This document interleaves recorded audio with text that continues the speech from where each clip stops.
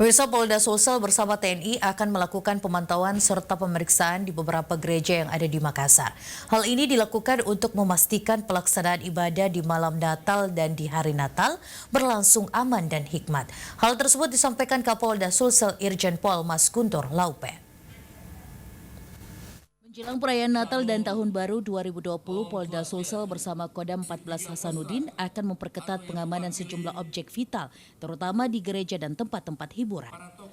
Khusus gereja yang akan dijadikan tempat peribadatan umat Kristiani pada malam Natal dan puncak hari Natal, pihak kepolisian dan TNI dibantu beberapa ormas akan mengawasi secara khusus aktivitas yang dapat mengganggu kelancaran ibadah.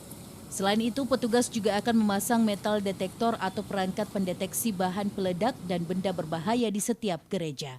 Hal ini dilakukan untuk mengantisipasi ancaman teror. Petugas juga akan dilengkapi dengan persenjataan lengkap. Malam Natal kita akan melaksanakan kegiatan, kita melibatkan Forkopimda Gubernur untuk melaksanakan kegiatan kunjungan ke tempat-tempat atau gereja-gereja yang ditempati oleh warga kita melaksanakan ibadah. Besoknya pun juga demikian, kita melakukan kunjungan dan termasuk pengamanan melekat yang ada di tempat ibadah tersebut. Pengamanan yang dilakukan tahun ini tidak akan jauh berbeda dengan pengamanan yang dilakukan tahun-tahun sebelumnya. Dengan rincian untuk setiap gereja dijaga dan dikawal 4 hingga 6 orang petugas bersenjata lengkap. Muhammad Ikrar, Celebes TV.